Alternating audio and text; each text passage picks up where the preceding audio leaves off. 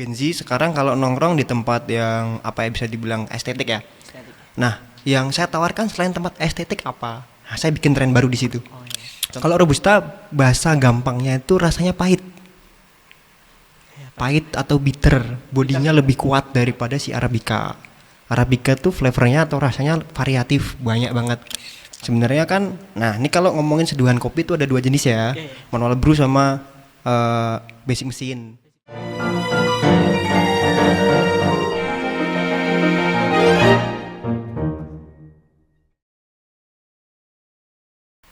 Assalamualaikum warahmatullahi wabarakatuh. Waalaikumsalam warahmatullahi wabarakatuh. Salam Om Swastiastu, Namo Buddhaya, salam kebajikan, salam sejahtera bagi kita semuanya. Hari ini aku ngobrol bersama Mas Abdurrahman. Halo Mas Rifki. Salah satu barista terculture sekudus. Enggak, biasa aja. Enggak culture. Welcome Mas Abdur. Halo. Welcome di podcast kita. Podcast apa nih? Podcast Ruang Genji. Oke, Ruang Genji. Iya. Sebelumnya aku berterima kasih kepada Mas Abdur sudah menyempatkan waktunya dan mau minta maaf waktu kemarin yang kita cancel. Oh, it's okay, ya, apa-apa aman. Kita akan ngobrolin seputar lifestyle Gen Z dan hal-hal yang diantaranya. Oke. Sebelumnya aku kan pernah baca CV-nya Mas Abdur ya, yang tentang Mas Abdur tuh pernah menjadi barista dari 2022 ya, kalau nggak salah ya. Startingnya itu dari 2019 kalau barista. Apa nggak bosen ya Mas? Jadi barista dari 2019 sampai 2025 ini ya. Bosennya sih enggak, karena udah tahu di situ ada emang apa ya, bahasa simpelnya pendapatannya dari situ. Pendapatan dari situ salah satunya. Terus dibilang bosen pasti ada titik jenuh, dan namanya juga orang kerja pasti ada titik jenuhnya. Cuman untuk peralihan ke sananya saya mengarahin ke permainan hobi. Biar ya gimana ya, namanya kita juga manusia butuh pendapatan, mau nggak mau ya. Jadi sejenuh atau sebosen mungkin harus se-struggle mungkin sih. Kayak gitu. Aku juga pernah pernah tanya sama Kak Jalma ya, salah satu yang pernah kerja bareng Mas Abdur. Partner kerja. Mas Abdur juga sempat ke Bali gitu ya? Iya, sempat ke Bali ya. Ceritanya gimana Mas? 3 tahun itu di Bali. 3 tahun di Bali. Dari 2022. 2020. Baru balik tahun ini 2025 bulan Agustus tanggal 1 baru balik. 3 tahun ya berarti? 3 tahun di sana, 3 tahun. Di sana juga kerjanya barista juga? Awalnya barista. Jadi masuk di Bali itu tanggal berapa ya, kalau nggak salah 1 Juni apa 1 Juli gitu. Masuk Bali. Setelah itu nyoba ngelamar CV di sana. Alhamdulillahnya keterima di salah satu coffee shop. Boleh aku sebut merek? Boleh. Coffee shopnya tuh yang menerima saya tempat kerja pertama kali di Bali adalah Etnik Rumah Kopi. Itu di Jalan Dewi Sri, Kuta. Nah, itu yang menerima saya. Saya kerja di sana tuh kurang lebih 6 sampai 7 bulan. 6 sampai 7 bulan. Setelah 6 sampai 7 bulan itu saya lanjut ke teknisi mesin kopinya. Jadi kebetulan ketemu sama teman saya itu dapat teman itu dari dia ngerjain mesin saya waktu di Etnik Rumah Kopi itu. Jadi endingnya ngobrol, terus dia baru nyari staff juga. Ya endingnya saya masuk di situ. Oh, nyambi juga sama teknisi ya? Sama teknisi. Tapi setelah ini jadi masuk teknisi itu saya cut off di barista, resign, terus pindah ke teknisi. Jadi di Bali itu teknisi. Seru nggak sih? Lumayan. Seru ya? Oh, sangat seru sekali. Dan ini Jalma juga cerita Mas Abdur juga sempat kuliah di Kudus ya? Sempat sama di kampus ini. Cuma maaf sorry ya.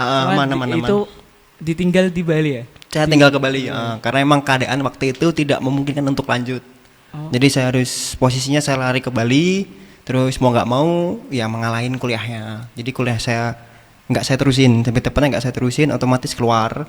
Terus saya fokusin di kerja di sana karena ada kebutuhan mendadak. Nah, kayak gitu. Itu udah DO-nya sebelum ke Bali apa udah ke Bali? Udah di Bali. Udah di Bali baru DO. Baru DO. Semesternya berapa ya saya lupa. Kalau nggak salah tuh 7 apa 8 apa 9 kalau nggak salah ya. Antara semester itu. Udah selesai semua matkulnya. Tinggal skripsi. Alhamdulillah saya nggak ada yang ngulang. Alhamdulillah ya nggak ada yang ngulang. Tapi tidak lulus. Oke, sorry ya Mas. Aman-aman santai nggak apa-apa. Tapi nyesel nggak sih ninggal kuliah? Nyeselnya nyesel, cuman untuk lebih tepatnya saya lebih mencari gantinya karena kan saya nggak lulus sekolah, nggak lulus lebih tepatnya nggak lulus kuliah. Ya mau nggak mau saya harus nyari gantinya karena kuliah kan juga endingnya saya untuk kerja. Jadi benefit setelah kuliah saya ganti dengan jerih payah atau kerjaan sekarang. Kerja sekarang. Kayak gitu, betul sekali. Mas sekarang jadi itu ya SPV ya di rumahku ya. Lebih tepat FCPV sih, Keren, tapi operasional aja sih, Operasional lebih bahasa baiknya operasional aja. Oke, yang aku mau tanya ya tentang seputar lifestyle. Seputar Jadi, lifestyle, oke. Menurut Mas Dur tersendiri, Ya. lifestyle itu apa? Lifestyle. Apa sih gitu? Ha-ha. Terus gimana sih hubungannya sama cara Genzi nunjukin diri Genzi sama mereka gitu, sama Ekspresikan iya, ya, mengekspresikan. ya, sorry. Oke, aku bahas satu dulu ya untuk Oh, ya? lifestyle. Kalau aku pribadi sendiri tuh mandang lifestyle tuh sebuah pola yang dimana kita untuk mengatur, lebih tepatnya mengatur diri, mengatur tenaga, pikiran dan juga paling penting dalam lifestyle tuh keuangan. Keuangan, oke. Betul, karena itu semuanya harus sinkron. Sinkron. Kenapa harus sinkron? Karena kalau nggak sinkron ada pola tumpang tindih yang endingnya jatuh pada titik pemaksaan. Oh iya. Jadi maksain dirinya untuk mengikuti gaya hidup. Kayak gitu. Terus setelah itu Gen Z dalam mengekspresikan dirinya di bidang lifestyle-nya atau lifestyle-nya itu sebagai ekspresikan dirinya si Gen Z atau Gen Z itu dia lebih kayak gini. Gen Z sekarang kan jago-jago ya. Ya, jago-jago. Jago-jago dalam bidang apapun, mau dari pendidikan, terus segala support lini dia juga disupport dari teknologi dan lain-lain. Jadi mereka lifestyle pola hidupnya mereka tuh cepet banget. Nah, jadi cara mereka mengekspresikan ya emang menurutku pribadi bagus dalam tanda kutip, ada poin positifnya di situ. Yang aku tahu Gen Z sekarang kayak gitu. Karena zaman dulu kita sekolah itu sesimpel gini ya. Zaman dulu kita sekolah itu kita main HP itu di usia berapa sih? Kalau aku sih kelas 4 udah punya. Nah, itu zamanmu ya. Zamanku tuh SMP baru punya HP. SMP aku pada punya HP dan teman-temanku sekitar mungkin SD ada yang kalau dia emang backgroundnya orang berada SD udah dapet, tapi kebanyakan tuh SMP SMA. Tapi akses informasi kita nggak bisa ngakses. Kita cuman komunikasi doang, tapi informasi dari dunia luar kita sangat susah. Karena kita harus ke warnet atau kemana gitu yang akses internetnya canggih. Sekarang kita tuh cuman duduk di rumah, segala informasi, berita tuh tahu. Dan Gen Z segala jenis pekerjaan tuh sekarang mereka udah tahu dan emang startingnya bagus menurutku. Jadi mereka untuk ekspresinya bagus sih. Lifestyle-nya juga keren-keren kayak gitu. Untuk keseharian Mas Abdur itu biasanya kayak gimana sih Mas? Daily rutin ya? Iya. Ada nggak bagian dari gaya hidup Mas Dur yang menurut Mas Dur tersendiri paling nunjukin siapa Mas Dur gitu? Oh, bahwa personal image berarti Iya, ya? Kayak oke. Kalau daily saya sih apa ya? Bangun pagi, salat subuh, mandi gitu ya. Terus bekerja selayaknya manusia. Setelah itu kalau ada jeda waktu ya buat hiburan kayak apa yang ngobrol sama temen. Kalau punya pasangan ya ngobrol sama pasangan. Suka ngopak gak? Ngopak suka, alhamdulillah suka ngopak. Triple Americano. Triple shoot kalau saya stres. Tapi kayaknya nggak mungkin deh kalau triple shoot karena kondisi kesehatan lambung udah tidak memadai kayak gitu. Tapi itu kemarin kru kita Intan itu loh Kak. Ngopak terus buat story ngopak cuy gitu. Ngopak cuy. Keren sih. Keren sih. Tapi itu menurutku tren baru dan lifestyle baru. Itu bagus buat industri kopi. Terutama di Kudus ya. Yang ngopaknya kurang. Terus juga sosmed kan lumayan ngaruh banget ya Mas. Buat lifestyle Gen Z. Betul sekali. Menurut Mas Dur, lebih sering ikutin tren yang lagi rame atau malah suka bikin tren sendiri? Kalau saya pribadi. Iya, kalau Mas Dur. Kalau saya pribadi ngikutin dan membikin. Kalau ngikutin tuh kayak semisal ini trendingnya sekarang apa ya? Kenapa saya harus ngikutin? Karena di situ karena saya bidangnya di pekerjaan, terutama F&B. Tren di F&B sekarang yang naik apa? Saya harus ngikutin. Karena apa? Itu sebagai selling atau jualan. Contoh Gen Z sekarang itu suka nongkrong di tempat-tempat tanda kutip estetik. Iya betul sekali. Terus kacanya banyak kayak gitu.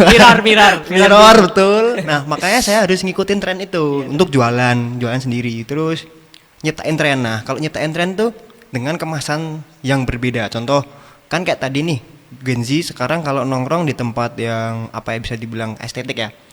Nah, yang saya tawarkan selain tempat estetik apa? Nah, saya bikin tren baru di situ. Oh iya. Contoh baru sekarang nih ya Oke. ice cream. Ya, Es krim di Kudus kan menurut saya pribadi belum ada tongkrongan untuk kita minum es krim terus nongkrong. Terus kita habis foto atau kita habis senang-senang sama teman kita minum es krim tuh jarang. Di Kudus ada mungkin ada tapi saya kurang tahu di mana. Tapi kalau di tempat sendiri itu kan terutama boleh sebut merek ya. Boleh, Di boleh. rumahku studio kan ada foto booksnya, terus ada mabar gaming untuk main PS, terus ada juga ice cream barnya. Jadi setelah kalian mau foto bisa langsung ke es krim atau main PS kayak gitu kan dengan tempat yang estetik. Jadi pola Gen Z, nah ini kan istilahnya Gen Z untuk nongkrong, Iya. lifestyle-nya Gen Z saya ada semua di situ kayak gitu. Jadi trendingnya dapat, kita nyiptain tren baru ya dapat. Jadi dua komposisi yang harus seimbang. Kalau itu sih. Aku kemarin belum sempat mirar, Mas. Belum sempat mirror. Kemarin Mas Ana Sebetulnya sama Mas Abdur duduk Vincent. duduk Vincent boleh. Oke. Ini mah duduk Vincent. Tapi Mas Abdur tuh pernah gak sih ngerasa harus ubah gaya hidup biar bisa diterima sama lingkungan, Mas? Wow, Pernah. sangat pernah sekali, pernah. Karena gini, dulu pembawaan saya nggak se fleksibel sekarang. Mungkin ada penilaian dari teman-teman saya sendiri. Kenapa saya harus rubah? Karena di situ kan kita hidup di lingkungan sosial. Iya, saya. Kita hidup di lingkungan sosial, Oke, oke. terus kita harus bisa adjust diri kita sendiri atau kita harus bisa ngatur diri kita sendiri dalam perilaku, terus dalam cara berbicara dan lain-lain. Seringnya saya tuh sering mawas diri, jadi kalau punya temen, saya tanyain, saya kalau ngomong kenapa sih nggak pernah didengerin, misal, kenapa sih kalau saya datang selalu pada pergi kayak gitu, kenapa salah saya apa? Lah, untungnya saya punya temen yang menurut saya baik dan dia pun ngasih tahu ke saya kalau omonganmu tuh kayak gini, terus perilakumu kayak gini. Nah kalau di sini tuh sikapnya harus kayak gini, kayak gitu. Sering sih kalau disuruh ditanyain pernah ngerubah apa lifestyle atau pola hidup sih sering atau perilaku juga sering. Karena emang di situ saya ditanam, di situ saya harus berkembang. Gitu. Mas Dur sendiri gimana caranya untuk Mas Dur tetap bisa jadi diri sendiri dan lebih pede nunjukin itu lewat lifestyle Mas Dur gitu. Oh gini, PD ya. Iya. PD itu emang dari pembawaan pribadi. Beban pribadi maksudnya ngelatih. Semisal yang penting itu tidak membuat kita malu di sekitar. Ya udah kita PD aja. Ngapain? Contoh semisal kita berpakaian ala-ala orang misalnya kita sukunya suku Jawa nih. Suku Jawa ya. Kita pakai batik-batik Jawa, pakai belangkon, main gitu, nongkrong pakai belangkon. Ya nggak salah. Yang penting pede aja kalau pakai belangkon gitu. Terus kita pakai mungkin gaya-gaya ala orang barat misal. Ya udah yang penting pede sih. Mau dimanapun yang penting pede. Gitu. Sekarang tuh kan trennya kan baggy, celana baggy gitu. Baggy, Anak- betul. Anak kabupaten. Tuh. sorry ya. aman. Celana skena kalau sekarang. Celana Celana skena sebutannya. Terus buat konten gini-gini. Betul, kayak gitu. Oke. Mungkin nanti bisa dipraktekin Iya. juga GPG. Iya. Tapi pernah gak lifestyle Mas Dur sendiri jadi cara buat nyampein pesan tertentu, misalnya soal isu sosial atau aktivisme, Mas? Pernah. Dulu waktu masih kuliah terutama. Dulu waktu kuliah saya gondrong Iya. sekali. Fotonya nggak ada di sini, nggak saya kasih. Dulu saya kuliah gondrong, suka pakai topi bucket hat, topi yang kayak pengemis. Oh, iya. Nah, topi itu. Jadi pakaian saya kayak gitu kenapa? Karena saat itu bukan masalahin, kita nggak ngomongin pemerintahan ya. Iya. Kita ngomongin pemerintahan, tapi lebih ke kebijakan aja. Karena kan waktu itu saya mikirnya sebagai mahasiswa yang tahu nih ada kesalahan atau ada bukan kesalahan tepatnya kayak kebijakan yang kurang pas. Iya, Dan kita mahasiswa itu tahu caranya ngomong. Iya. Terus dengan cara contoh pakaian saya waktu itu sampai saya gondrong, baju compang-camping dan lain-lain. Iya. Ya karena emang nggak mau diatur kayak gitu, Oh, iya. nggak mau diatur terus ingin menyampaikan aspirasi bahasanya kayak gitu. Tapi waktu itu saya nggak terlalu aktif di aksi, cuman Oh, iya. pengen ya saya pengen dilihat kayak gini kayak gitu aja sih. Mengenai pengalaman Mas, ada nggak hal yang berkesan dalam menjalankan menjadi barista, Mengesankan ya. Iya, paling. mengesankan, sorry. Kalau pengalaman mengesankan banyak sih. Terutama dulu waktu pertama kali belajar barista. Pertama kali belajar barista saya ditipu sama teman saya kerja. Ditipu tuh maksudnya ditipu dengan tanda kutip baik. Dia ngarahin saya untuk membaca sebuah artikel. Yang di situ artikelnya panjang sekali, tidak habis 1 sampai 2 hari, berbulan-bulan. Boleh saya sebut merek siapa yang gitu? Boleh. Alvin. Alvin. Alvin, kalau dengar podcast ini kamu harus minta maaf. Itu nggak ada itu. Karena dia dulu nyuruh saya baca sebuah artikel yang di situ emang wah paragrafnya banyak banget, dari proses pasca panen kopi, terus dari apapun, cara teknik menyeduh dan lain-lain. Tapi bagus sih, di efeknya ke saya, endingnya saya suka baca, dan di situ saya nemuin beberapa orang yang emang jago tuh dari baca, men. Iya emang. Dari membaca, bukan dari cuma mendengarkan. Iya. Betul, kayak itu. Itu Mas Alvin kalau boleh tahu itu di Bali apa di Kudus? Di Kudus, dia di Kudus. Jadi 2019 pertama saya main kopi, saya kerja di bidang kopi, yang ngajarin saya pertama itu si Alvin. Si Alvin itu, terus saya disuruh beberapa artikel, disuruh mempelajarin, disuruh baca semuanya. Terus endingnya ketemu sama teman-teman yang suka baca di bidang artikel kopi terutama. Jadi saya diarahin, ini baca ini aja. Contoh kayak saya sebut apa ya nih? Iya. Apa aman ya? Aman. Di Oten, terus Perfect Daily Green, terus apalagi ya yang ada Kompas Brewing sama Kompas Espresso tuh, Perfect Daily Green, Barista Hustle, ada itu emang beberapa artikel yang emang membantu di bidang karir saya terutama. Dari situ saya tahu pengetahuan kopi terutama. Terus berarti sebelum ke Bali ya? Sebelum ke Bali, ngomong-ngomong tentang kopi nih Mas, ya, aku betul. punya game nih. Boleh. Iya, jadi aku kan punya 2 beans kopi, masih beans. Jadi Masnya nanti mana yang Arabica, mana yang Robusta. Boleh. Juga sedikit jelasin juga buat Genji yang mungkin mau ngopak. Betul, mau ngopak. Ngopi pagi. Biar gak salah pesan juga. Ya biar tahu ini Americano. Betul. Ini yang Arabica, ini yang Robusta. Betul, oke. Boleh. Tapi ini bukan untuk tes ya. Bukan. Boleh dia pilih. Nanti kalau saya salah juga bisa minta tolong dibantu ngejelasin. Jadi ini ada 2 beans, di mana satunya itu ada Arabica dan satunya itu ada Robusta. Oke. Jadi aku mau kasih game dulu buat Mas Dur. Mana yang Arabica, mana yang Robusta. Permisi ya. Oke, silakan. Sini. Saya ambil ya. Oke, saya cek.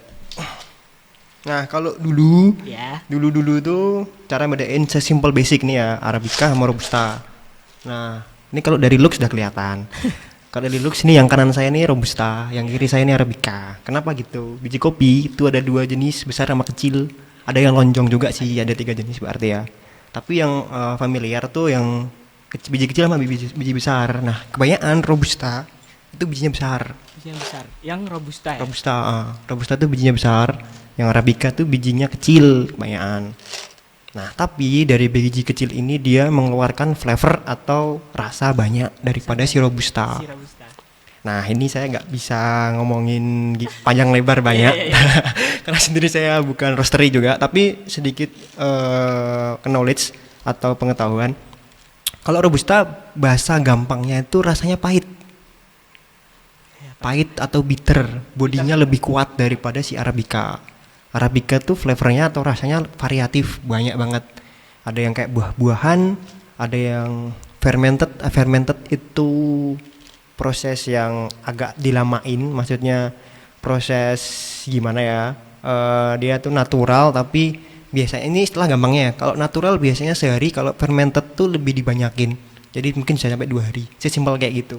Jadi dia rasanya bener-bener kuat banget kayak gitu. Aromatiknya juga kayak gitu sih. Oh iya kan banyak ya yang di cafe, coffee shop pakainya blend. Itu gimana ya blend? Nah, oke, saya bahas ya sedikit ya. Iya. Untuk mas-mas barista dan semua Genzi yang pada kerja di bar atau di kopi, sesimpel ini, blend itu nggak harus Arabica Robusta. Blend itu bisa Arabica, bisa Robusta, bisa Robusta Excelsa, bisa Robusta Excelsa atau Arabica Excelsa bisa. Blend itu istilahnya blending, nyampur, bro. Ya. Nah, gitu. Jadi setelah knowledge kalian house blendnya apa, misalnya kayak gitu. Berarti kan kalian kopinya variatifnya apa. Nah, biasanya kalau orang tanya tuh, ada aku pernah ketemu di kasus ya. Nggak pernah ketemu, kita nggak punya house blend Kak, tapi kita punyanya blend dari sini kayak gitu. Blend dari sini. Blend dari sini. House blend kan dari mereka pribadi biasanya by request ketika pembelian roast bean. Mas Bin. Tapi mereka kadang ada yang nggak request kayak gitu. Jadi lebih tepatnya kalau tanya atau pesan kopi, kopinya dari mana Kak? Jangan tanya soal house blend atau apa-apa. Iya iya. Sesimpel itu aja. Itu biar gaul ya kalau Ya, sementara ke coffee shop betul gaul kayak gitu. Kopinya apa Kak? Semisal kayak gitu. Kopi dari mana? Arabica apa Robusta nih kalau mau semisal mau pesan americano gitu. ya. Americano ya. Betul. Aku yang mau tanyain, aku biasanya kalau ke coffee shop itu ada namanya V60 Kak. V60 oke. Nah, itu V60 itu beannya dari Arabica apa Robusta ya? Oke gini. V60 itu sebenarnya nama dripper. Dripper tuh alat buat menyaring. Dripper dikasih filter. Nah, filternya tuh buat nyaring, dripper tuh metodenya. Metodenya si dripper tuh ada beberapa jenis kayak V60, ada Kalita, ada banyak. Sekarang ada inovasi banyak sekali. Terus terutama nah, untuk dulu tuh ngegampangin orang. Sebenarnya kan, nah ini kalau ngomongin seduhan kopi itu ada dua jenis ya, manual brew sama basic mesin.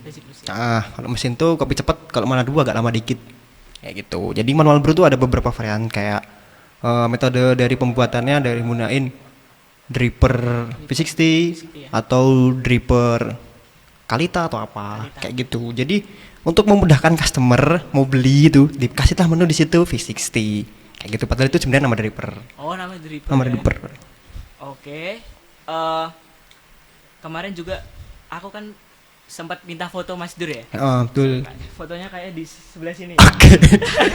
Iya guys, fotonya ya. Yang aku nanya itu, aku mau tanya ke Mas Dur. Ini foto ini tuh berkesan. Kesan banget tuh, ya? kesan Boleh banget. Boleh. Mungkin para Gen Z. Itu selebrasi remaja masa kini tagline-nya. Sorry tak taruh sini aja. Boleh nggak apa-apa. Itu selebrasi remaja masa kini. Jadi foto ini diambil ketika di studio tempat saya kerja. Di situ saya bertemu dengan partner kerja saya. Okay. Dia sedang memperbaiki alat buat di studio. Saat itu rusak, terus diperbaiki dengan basic. Kita berdua tidak ada basic. Kalau saya ada basic teknisi, tapi itu teknisi mesin kopi ya, bukan teknisi kamera atau peralatan kamera. Sedangkan dia, teman saya itu tahu cara gunain kamera, tapi tidak tahu cara membongkar atau membenarkan kamera. Di situ kita bareng-bareng membongkar alat tersebut dan nggak tahu kenapa, alhamdulillah alatnya jadi bener bisa. Terus endingnya dibuat ngecek foto, endingnya foto ini dah. Ada fotonya bareng teman-teman ya? Bareng teman-teman. Cuman saya sendirian karena saat itu teman saya yang baru nyeting. Ini Genji juga temannya. Genji, alhamdulillah Genji dia. Mas Dur ada boleh pesan Mas Dur buat Genji di luar sana, teman-teman Genji yang masih ragu buat nunjukin diri lewat gaya hidup mereka mungkin ya. Oke, untuk pesan, mengekspresikan ya. Statement dikit gitu. Mungkin. Kalau aku ada sedikit, kalau pesan tuh simpel gini lah. Poin pertama, pahami diri sendiri. Okay. Biar kalian tuh pede, diri kalian tuh di bidang apa, diri kalian tuh siapa, backgroundnya tuh siapa. Terus ketika kalian udah pede, udah tahu diri kalian, langsung aja ekspresikan. Tapi ekspresi itu memang tidak ada batasnya. Tapi bagusnya kalian membatasi dalam bidang perilaku, sikap, dan paling penting keuangan kalian biar gak boncos. Itu aja sih ya. Itu aja. Oke Mas Dur, cukup. Oke. Aku sama teman-teman ngucapin terima kasih buat Mas Dur. Oke. Untuk para Genji jangan lupa like, comment, and subscribe. Thank you Mas Dur. Oke, Mas Rifki. Ya. Mau ngucapin kata-kata buat Genji ya. Berawal dari cerita tumbuh jadi makna. Betul. Terima kasih untuk Ruang Genji. Aku Rifki dan Mas Dur pamit undur diri. Terima kasih guys. Thank you guys. Okay, see you.